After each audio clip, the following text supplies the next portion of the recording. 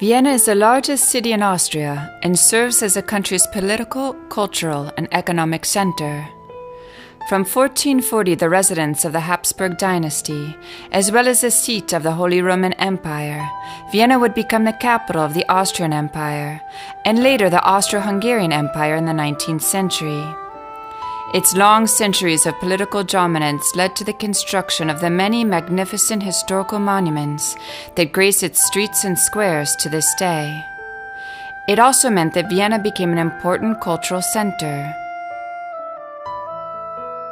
Vienna played an essential role as a leading European music center, from the great age of Viennese classicism through the early part of the 20th century.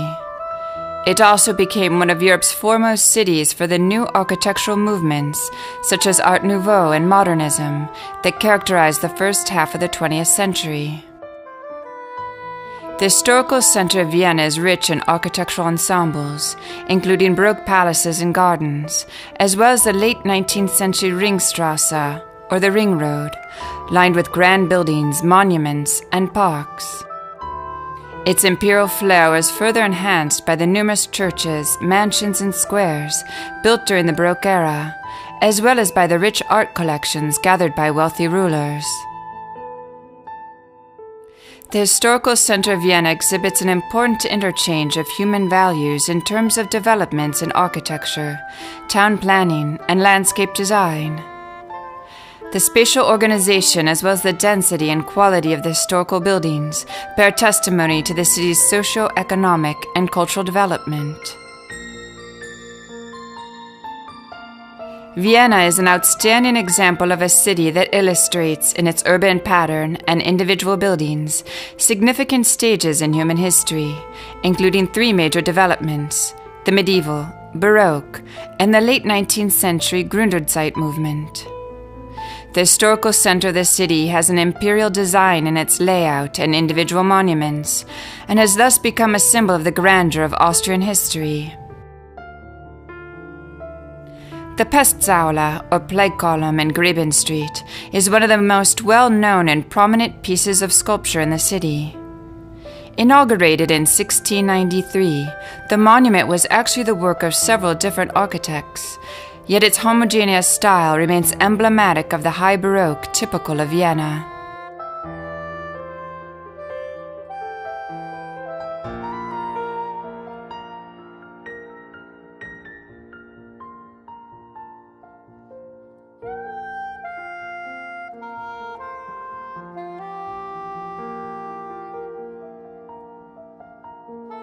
The Peterskirche is the second oldest church in Vienna and the city's finest example of Baroque church architecture.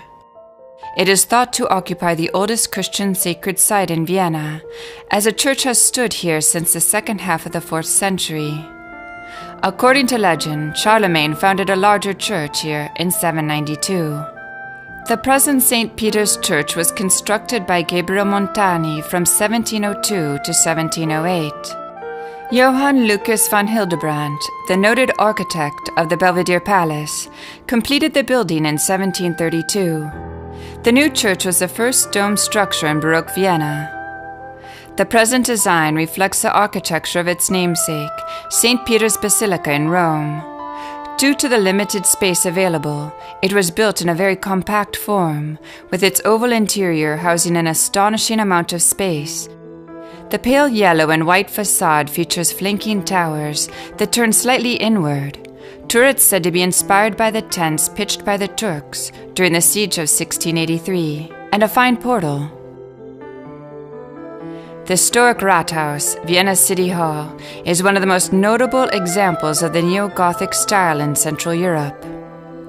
The building itself, designed by Friedrich von Schmidt between 1872 and 1883, is a rather peculiar mix of historicist styles and impressions. Its architecture embraces elements from the neo-Gothic style, but also from the Baroque and other periods.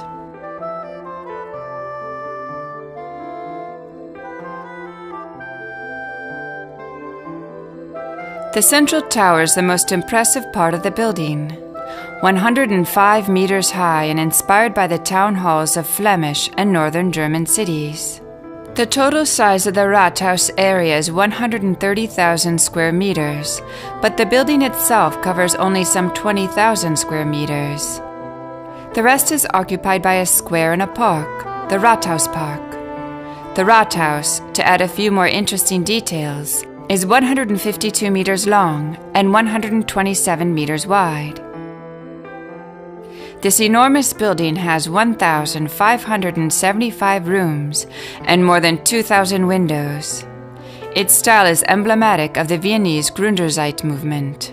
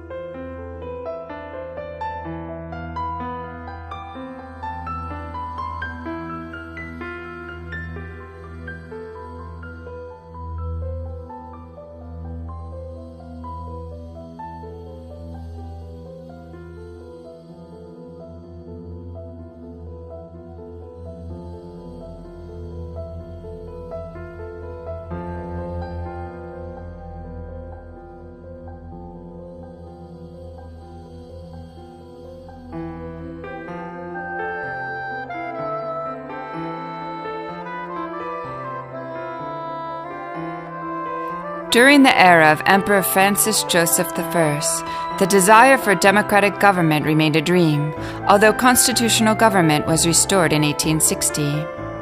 The city walls were razed to the ground in 1857 in order to create an outstanding example of 19th century town planning.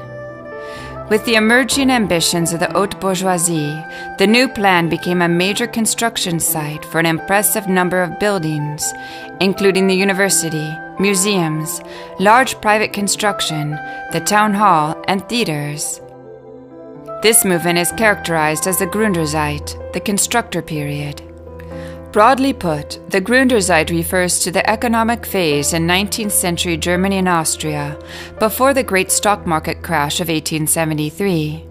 At this time in Central Europe, the age of industrialization was taking place, whose beginnings were found in the 1840s.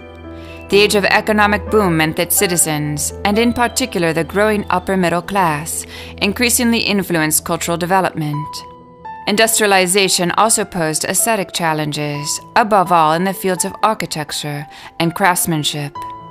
This was expressed in a development of existing forms, rather than innovation as such. Therefore, in common parlance, the term Gründerzeitstil is often confused with historicism, which was the predominant style after 1900, leading to a blurring of the terms. The late 19th and early 20th century testify to further creative contributions by Viennese designers, architects, artists, a ferment that proved fundamental to the formation of modern architecture.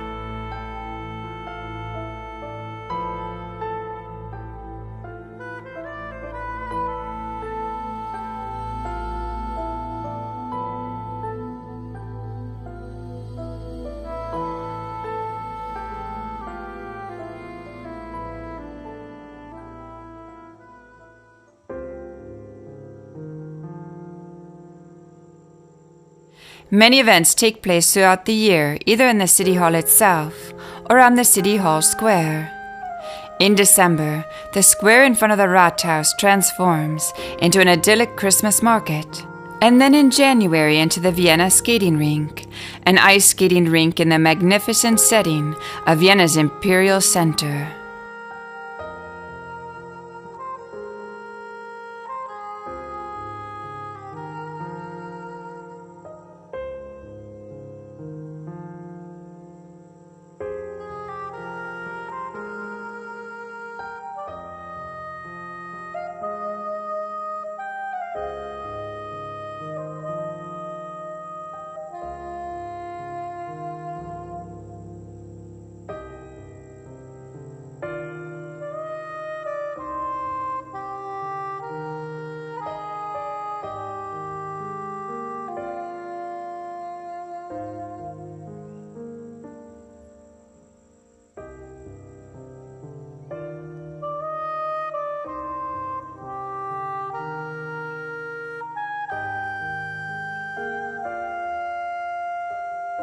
Home to the Austrian National Theatre, Vienna's famed Burgtheater, also known as the Burg or House am Ring, House on the Ring Road, is situated in the city's first district. In 1741, Empress Maria Theresa created the theatre in an unused building next to the royal palace, and it would shortly become the site of important musical and theatrical performances, including the debut of 3 of Mozart's operas and Beethoven's First Symphony. In 1888, the company moved into a nearby building designed and erected by Gottfried Semper and C. von Hasenauer, which took 14 years to complete. The theater's beautiful facade is adorned with statues of famous writers like Goethe and Schiller, and allegoric figures depicting love and hatred. Vienna is directly and tangibly associated with artistic, and especially musical works, of outstanding universal significance. Since the advent of liturgical music in the medieval era, Vienna has been a center of European music, and in particular, since the beginning of the 16th century under the Habsburgs. Opera, which emerged in Italy at the end of the 16th century, became firmly established at the court of Vienna in the High Baroque period. The Viennese classicists, including such luminaries as Haydn, Mozart, Beethoven, and Schubert, consolidated Vienna's reputation as the musical capital of Europe, a reputation that continued into the modern era. The Burgtheater, once the Imperial Court Theatre, is one of the most important theatres in Europe. After the Comédie Française, it is the second oldest theatre still in existence. Its all-German program includes all the variety of spoken theater, classics and contemporary pieces, as well as experimental theater and readings. Today, the Burgtheater's ensemble is considered the most important troupe of actors that Austria has to offer. Being a Burgtheater actor is regarded more highly than any academic degree, and many consider the Burgtheater German to be the best preserved standard of Austrian German. The theater's highly ornate facade, suggesting tradition and conformism, is not, however, indicative of the type of productions that the Burg puts on. In fact, many of the theater's avant-garde productions are highly controversial.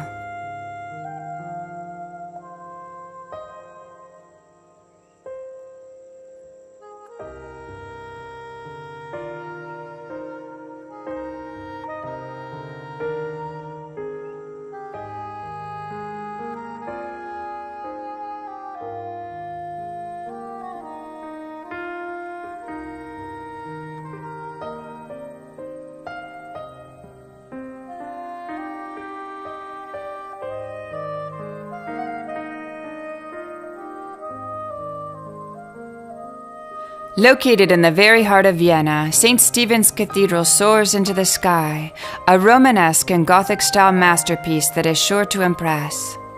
This famous Austrian church is one of the most important religious buildings in Vienna.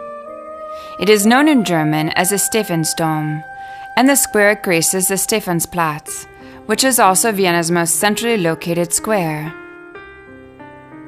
The Cathedral of Vienna stands on the site of 2 earlier churches, the first of which was built in the mid-1100s. Even as far back as the 12th century, this site was considered the center of town. In 1258, much of this renowned Austrian church was destroyed by fire, and its Romanesque style was subsequently transformed by the Gothic restorations that were carried out in the early 14th century. Further damage was caused to the structure in 1683, when the Turks besieged the city, and again in 1945 as a result of World War II. By 1948, St. Stephen's Cathedral was reopened, having undergone a series of additional renovations. Thankfully, many of the church's main treasures and artworks were spared during its long and at times turbulent history. From the time of the construction of the first church dedicated to St. Stephen, the rulers of Austria tried to establish a diocese in Vienna. The first was Rudolf IV, Duke of Austria, who founded the church in the 14th century and endowed it with religious relics that greatly increased its prestige, making it an important site of pilgrimage and veneration.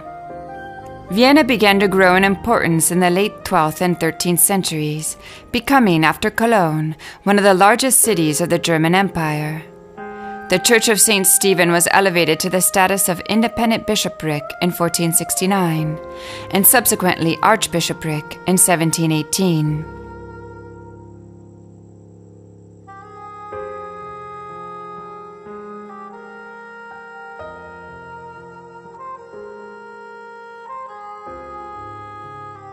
Soaring 136 meters into the sky, and affectionately referred to by the city's inhabitants as Steffel, a diminutive form of Stephen, the cathedral's massive south tower is its highest point and a dominant feature of the Vienna skyline. Construction of the tower took 65 years. The most unique feature of St. Stephen's Cathedral is without a doubt its multicolored roof. Its ornately pattern-colored roof, 111 meters long, is covered by 230,000 glazed tiles. The roof is crafted out of glazed tiles that form a mosaic of a double-headed eagle, the symbol of the Habsburg dynasty. Although little of Vienna's early medieval past has survived, a number of Gothic buildings rest on older foundations. During the 1300s, ecclesiastical architecture was based on the Hallenkirche, Hall Church, a model that originated in Germany. The most famous building in the Hallenkirche style was the first incarnation of St. Stephen's Cathedral. Later modifications greatly altered the details of its original construction, and today only the foundations, the main portal, and the modestly proportioned western towers remain. The Cathedral of St. Stephen is situated at the very heart of Austria's political and urban life. The world outside the gates of St. Stephen's is constantly changing, yet the cathedral seems to stand still, impervious to the passing of time. Yet the cathedral isn't as unchanging as it seems. As a focal point of Austrian identity, it provides a vital link between change and continuity, between evolution and demise. From the late 14th century to the 16th century, the cathedral obtained its present appearance through the direction of master builders, such as Hans Puschbaum, one of Austria's most famous Gothic architects. Many legends are told about the construction of the dome and about the master builder. Adorning the cathedral's exterior are a figure of Christ, affectionately known to the Viennese as Christ with a toothache, from the agonized expression on his face. Various memorials from the time the area outside the cathedral was a cemetery, and a recently restored 15th century sundial on a flying buttress. A relief sculpture on the church's exterior of Christ in Gethsemane is currently undergoing restoration.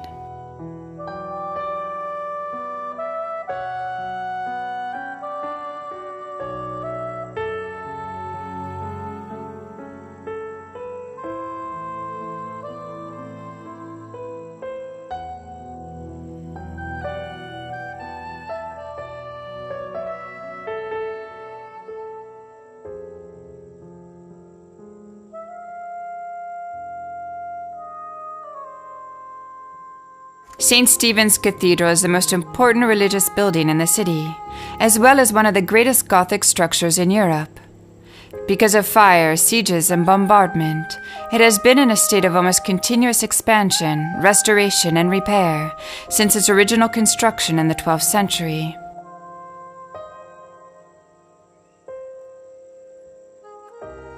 The pulpit from which St. John Capistrano preached a crusade in 1454 to hold back the Muslim invasions of Christian Europe stands at the back of the cathedral.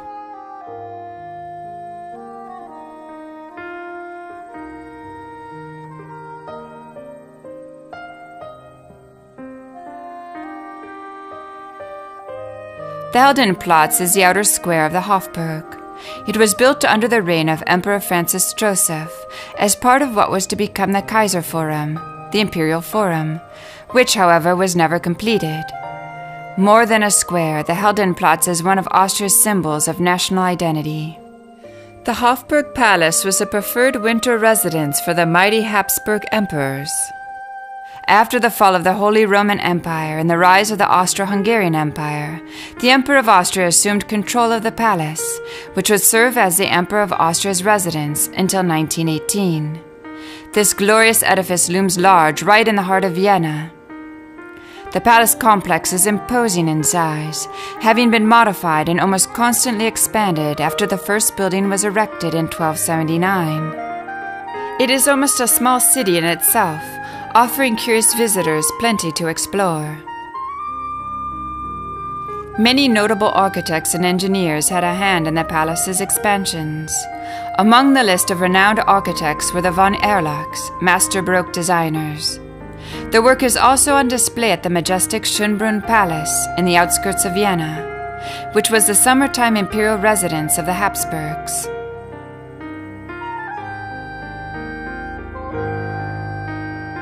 The square itself is huge, adorned with two dominating statues of riders, attesting to Austria's glorious past. Adding to the palace's allure is the fact that it was the birthplace of one Marie Antoinette. Born an Archduchess of Austria in 1755, Antoinette, who is famous for having to face the guillotine in 1793, was also once the queen of both France and the Spanish region of Navarre, as well as wife of Louis XVI, King of France. The Hofburg Palace currently serves as the official residence of the President of Austria.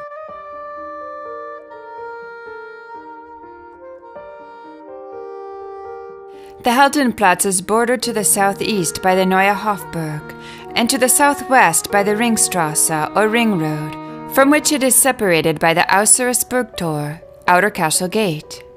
The Outer Castle Gate, which provides the boundary for the huge, mostly grassy area towards the Ring Road, is the work of Peter von Nobiles from 1824. It was built to commemorate the Battle of the Nations near Leipzig in 1813. The equestrian statue commemorates the Battle of Aspern-Essling of 1809, when Austrian troops prevented the French army led by Napoleon from crossing the Danube near Vienna.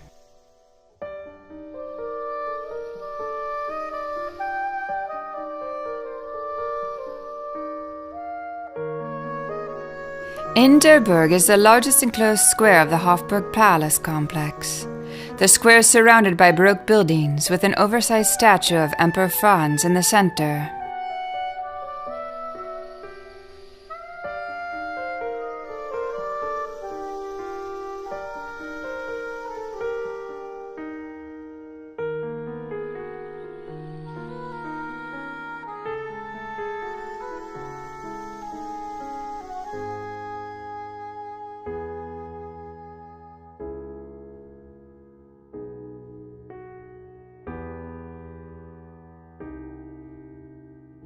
For over 600 years, the Vienna Hofburg was the residence of the Austrian sovereigns. Over the course of the centuries, it developed into one of the most important centers in European history. It was from here that the Habsburgs reigned from the 13th century, first as rulers of the Austrian patrimonial lands, and then from 1452 as emperors of the Holy Roman Empire, and finally as emperors of Austria from 1806 until the end of the monarchy in 1918. Originally a medieval fortified castle dating from the 13th century, the Hofburg was extended by each emperor, eventually coming to resemble a city within a city.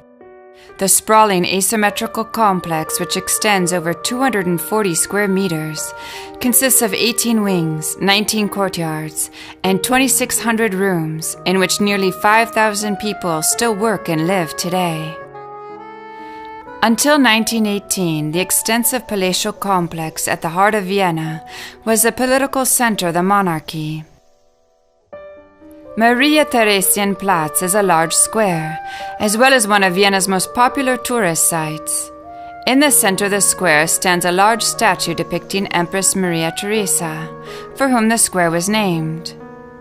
Located in the city center, the square stands adjacent to the large Ringstrasse and Museum of Modern Arts. The square boasts impressive cultural monuments, including two museums, the Natural History Museum and the Art History Museum, which are housed in two identical buildings that face each other from across the square. These two buildings are identical, save for the statuary on their facades. The facade of the Natural History Museum is adorned with statues depicting personifications of the various continents known to Austrian science at the time: Africa, Asia, Europe, and the Americas, while the facade of the Art History Museum features famous European artists, including the Dutch painter Bruegel.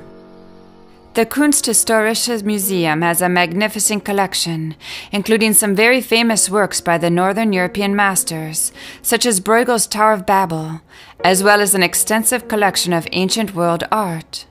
The Egyptian collection includes some fascinating mummified forms, stone carvings, and the tomb of an Egyptian prince that was transported to Vienna and reassembled for Emperor Franz Joseph. On the stairwell's roof are some wonderful frescoes by famed Austrian artist Gustav Klimt.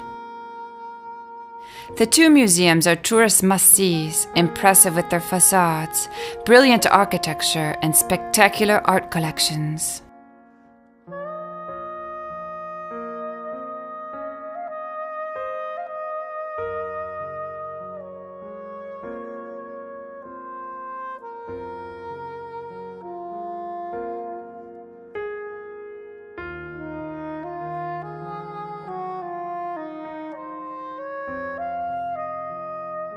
The statue of Empress Maria Theresa that stands in the center of the square is undeniably magnificent.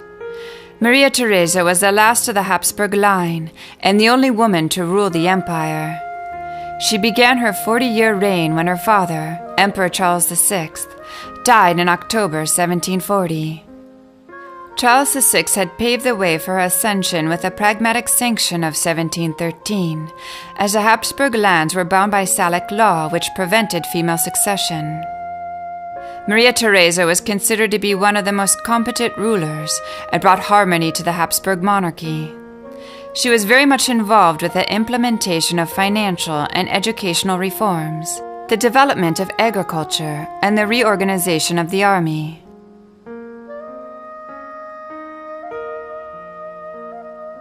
In many aspects, Vienna provided an urban architectural model for many other cities.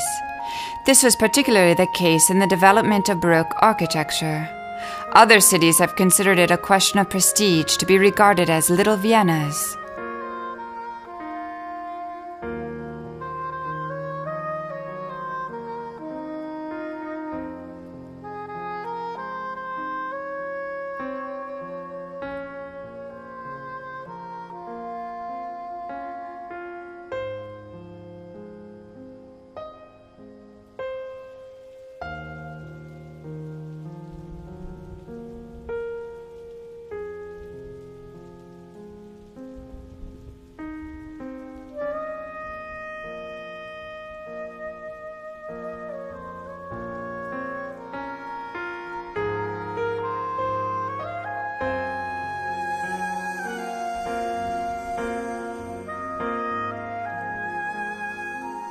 Michael's Square is named for the adjacent Michael's Church, where Mozart's Requiem was played for the first time at the composer's memorial service in 1791. At the far end of the Kohlmarkt, St. Michael's Square gives onto the curved facade of the St. Michael's wing of the Hofburg, dominated by its famous cupola.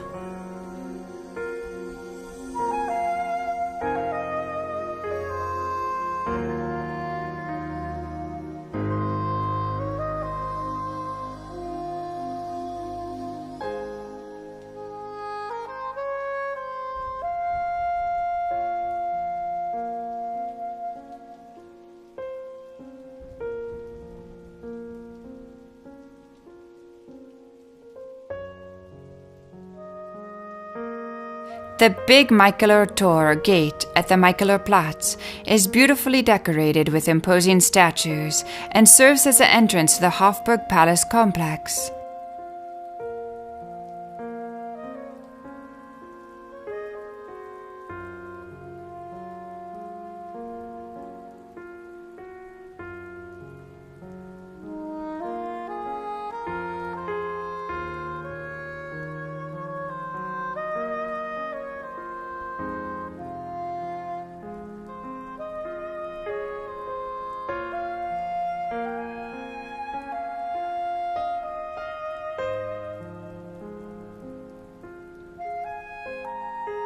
On both sides of the gate, fountains are decorated with imposing heroic sculptures, which symbolize power over the earth and power over the sea.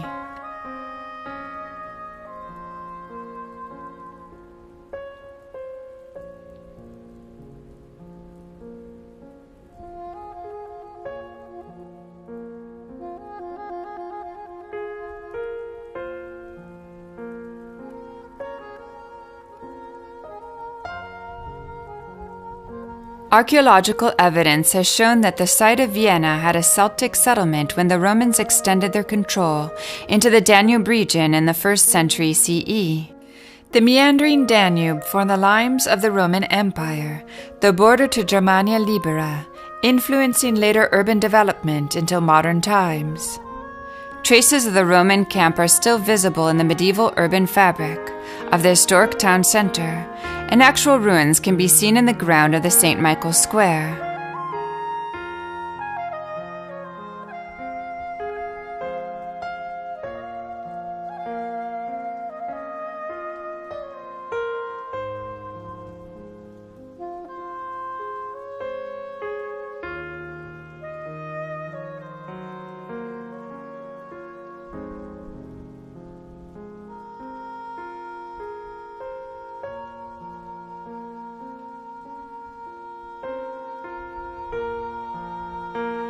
St. Michael's Church, which stands on the square of the same name, is one of the oldest churches in Vienna and one of its few Romanesque buildings.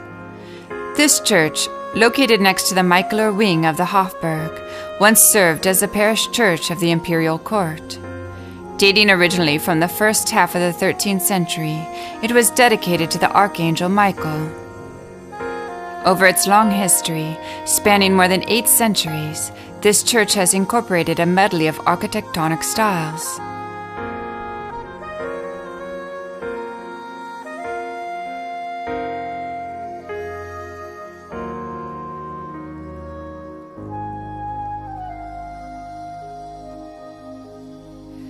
The Belvedere complex rivals Schönbrunn in beauty and historic importance. It was built for Prince Eugene, an eminent figure in Austrian history, even though he was neither Habsburg offspring or even Austrian. At the time of their construction, the Belvedere palaces were still located outside of Vienna's defensive walls, but today they are a part of Vienna's 3rd district, not far from the city center. The palace's architecture and interior design are typical of the Rococo style, with the main entrance gate emblematic of the elegance that defines the entire castle complex. During Austria's Baroque period, high-ranking nobility who had proved themselves loyal to the Habsburgs in the wars against the Turkish Empire, the Counter-Reformation, or in the suppression of Slavonic or Magyar ethnicities, could acquire significant fortunes for themselves within a fairly short period of time. Some families took over the possessions of Protestants, revolutionary Bohemians, or newly conquered Turkish territories. However, nobody acquired as much as the legendary liberator of Vienna, Prince Eugene of Savoy. Towards the end of the Turkish wars, his fortune rivaled that of the Habsburgs. Actually, Belvedere is not a single castle, but an imposing castle complex that consists of 2 castles, the Upper and the Lower Belvedere. Between the Upper and the Lower Belvedere lies a vast and beautifully arranged garden that unites both of the castles in a picturesque Baroque ensemble. Construction of the Upper Belvedere began as early as 1717, according to 2 letters that Prince Eugene sent from Belgrade to his servant Benedetti in the summer of 1718, describing the progress of work on the palace.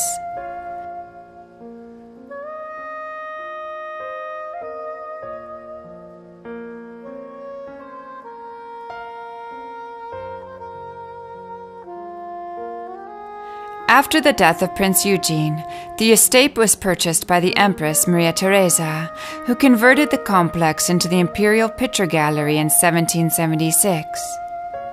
During the Biedermeier era, the Belvedere was popular not only as a museum, but also as a venue for all sorts of events, from firework displays to circus performances, even Eskimo show rides. In winter, the pond was transformed into a skating rink. In 1848, the Belvedere Park became a military camp for the Mobile Guard, which fought against the Imperial troops. Afterwards, the director of the Belvedere at the time, J.P. Kraft, carried out extensive renovation and refurbishments, restoring the complex to its original Baroque character. In 1891, the Imperial painting collection was relocated from the Belvedere to the recently opened Kunsthistorische Museum.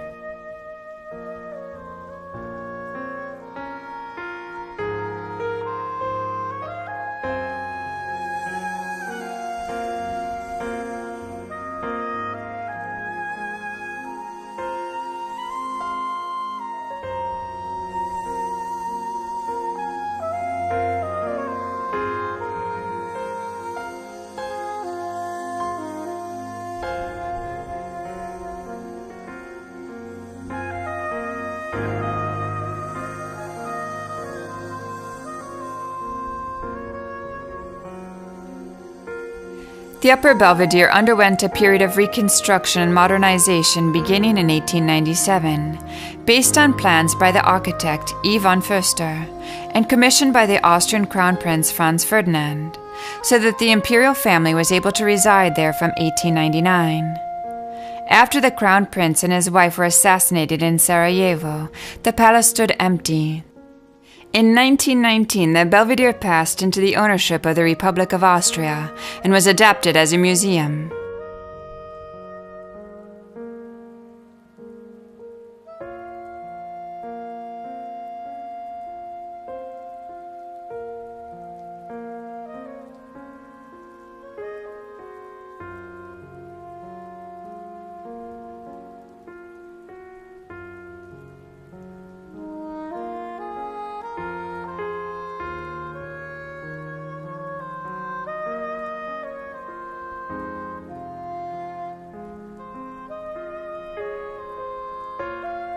The palace gardens were planned by the Bavarian electorate garden architect Dominique Girard, who had trained in the gardens of Versailles as a pupil of the famous landscape architect André Le Nôtre.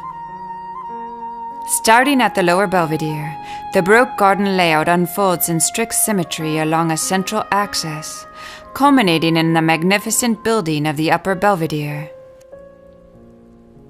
With its combination of slope and level terrain and its exposed location, the land corresponded to the three essential concepts of the theory of Baroque garden architecture: a panoramic view, the pleasant background scenery, and a natural perspective.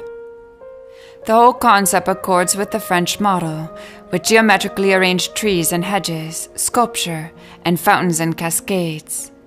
Its great water basin in the upper parterre, and the stairs and cascades peopled by nymphs and goddesses that links upper and lower parterres survive, though the patterned bedding has long been grassed over.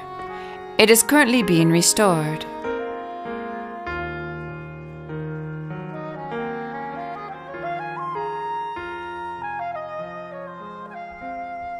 The Upper Belvedere is now home to an impressive collection of Austrian art dating from the Middle Ages to the present day. At the heart of the exhibition of art from the year 1900 is the world's largest collection of the works of Viennese artist Gustav Klimt. The glittering highlights of the exhibition are Klimt's golden pictures The Kiss and Judith, together with masterpieces by Schiele and Kokoschka, prominent works by the French Impressionists, and an outstanding collection of Viennese Biedermeier paintings are further attractions at the Upper Belvedere.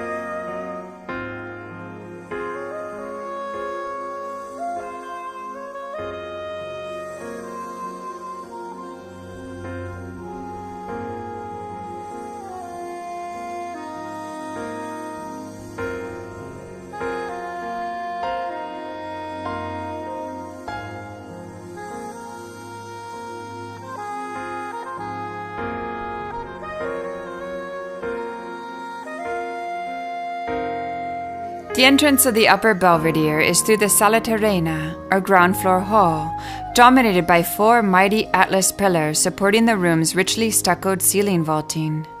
This ceiling vaulting, originally in one piece, collapsed in the winter of 1732, requiring the installation of the four supports. The Sala Terrena opens up to the garden side of the upper belvedere and leads to the ceremonial staircase. It is both a garden hall and vestibule in one.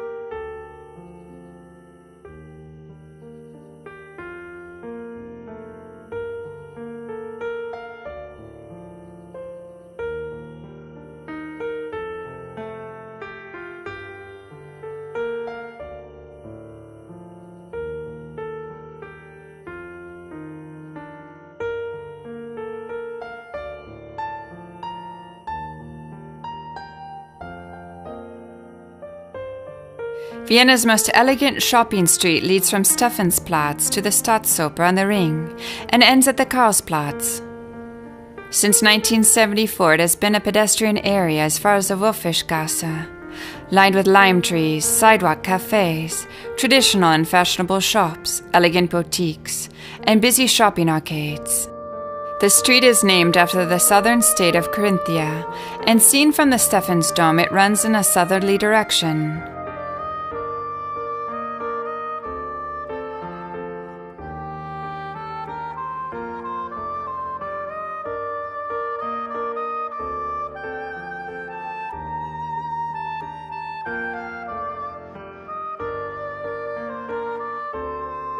Vienna is a rich confection of architecture representing many periods and styles, ranging from elaborate Baroque monuments to 20th century innovations. Today, visitors to Vienna can see, among the splendors of the Gothic and Baroque, many examples of the buildings, paintings, and design that shocked the city's bourgeois citizens a century ago. Vienna's architects and artists were not immune to the charms of Art Nouveau, which swept Europe at the turn of the century. In Austria, it was called the Jugendstil, or youth style. Otto Wagner, together with Adolf Loos and Joseph Hoffmann, was the most famous Viennese proponent of the Art Nouveau, or succession style, and their masterpieces still attest to the intellectual and artistic ferment that characterized the Austrian capital at the turn of the 20th century.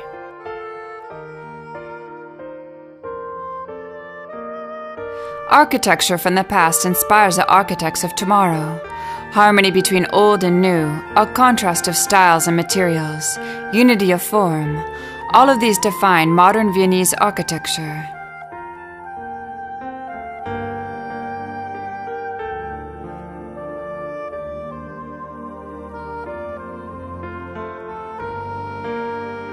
The Imperial Commission that was appointed to study the construction of the new parliament decided that the building should be constructed in the classical style.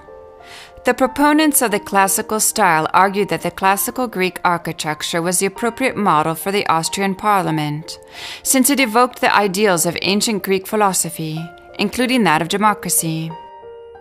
After studying the various proposals, the Imperial Commission chose Theophil van Hansen's plan for a classical style building. The architect designed the building as an ensemble, where each piece harmonized with the rest. He was therefore also responsible not just for the building's design, but also for its interior decoration, including statues, paintings, furniture, chandeliers, and other elements.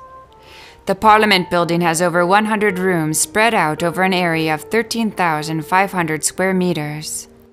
The site chosen for the new Parliament was where the city's fortifications and walls once stood. In front of the main entrance stands a monumental fountain bearing a marble statue of the goddess Pallas Athena, along with 6 allegorical figures towering in front of the ramps leading up to the building itself. The Athena fountain was erected between 1893 and 1902 by Karl Kundemann, Joseph Tautenhain, and Hugo Hertle. In the middle is a water basin and richly decorated base.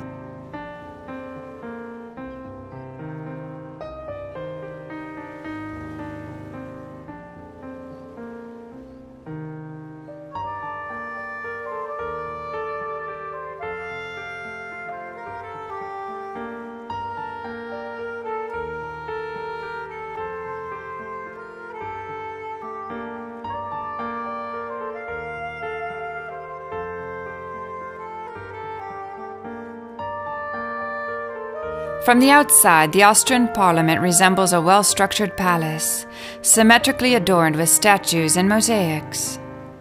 Allied bombing during the Second World War destroyed or heavily damaged half of the building, including the former Lord's Chamber and the Hall of Columns. After the war, architects Max Fellerer and Eugen Wöhler were commissioned to redesign and readapt the former Lord's Chamber for the National Council. And in the process, the meeting room of the National Council was rebuilt in a modern and functional style.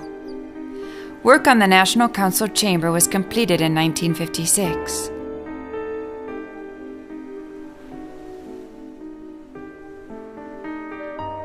One of the world's finest art collection has been housed since 1805 in the Albertina, a grand Viennese palace in the neoclassical style.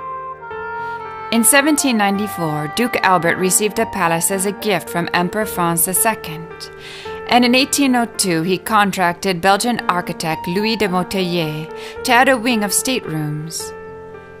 In 1822, Duke Albert employed Josef Kornhäusl, a Viennese architect, to refurbish the apartments in the Empire style.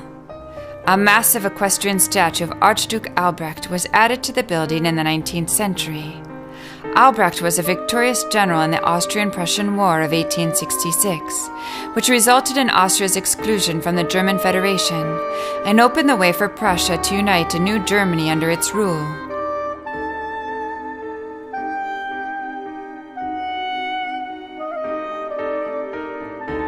The Albertina is housed in what used to be the foundations of an Augustinian monastery, later transformed into a palace and bastion that helped to secure the Hofburg Palace, to which it is connected.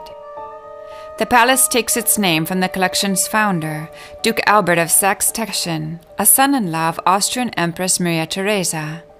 It was built in 1744 for Count Emanuel Telles Silva Taruca. The palace underwent a complete renovation beginning in the year 2000.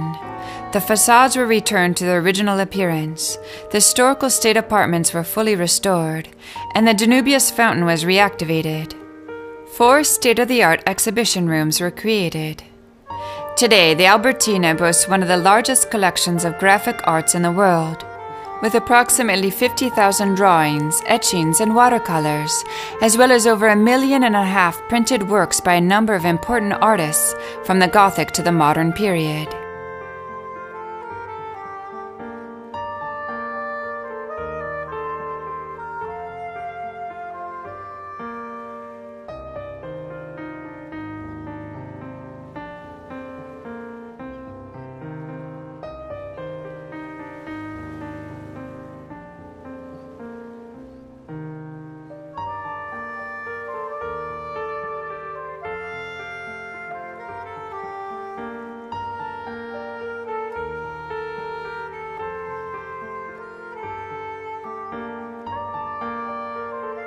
Vienna's magnificent Schönbrunn Palace exemplifies the grandeur and power of the Habsburg monarchy. One of Austria's most important cultural monuments, the palace and its extensive park display the mores of a bygone era of European royalty, which wielded an immense command over a vast swath of Central Europe. Schönbrunn was the summer residence of the Habsburgs, Austria's ruling family. The palace's exterior is in the Baroque style, while its interior is Rococo. With its more than 1,400 rooms, 40 of which are open to the public, a visit to Schönbrunn provides an excellent idea of how European royalty lived in the 17th, 18th, and 19th centuries. At the end of the park, at its highest point furthest from the palace, stands a gloriette, an edifice in the neoclassical style dating from 1775. The triumphal arch-like central section is crowned by a massive imperial eagle perched atop a globe, while the external flights of stairs leading up to the lateral arcades are lined with trophies.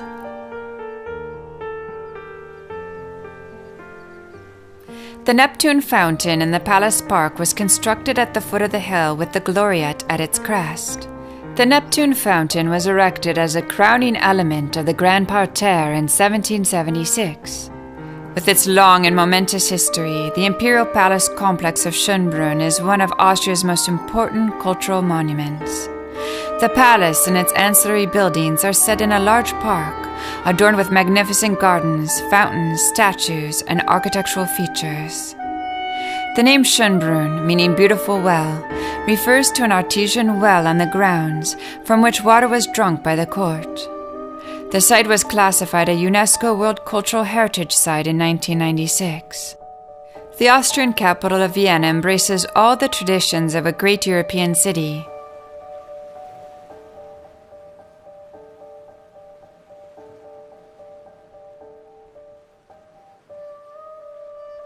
From its early Roman foundations through to the Gothic, Baroque, and Historicism eras, Vienna's historical center was named a UNESCO World Heritage Site in December 2001.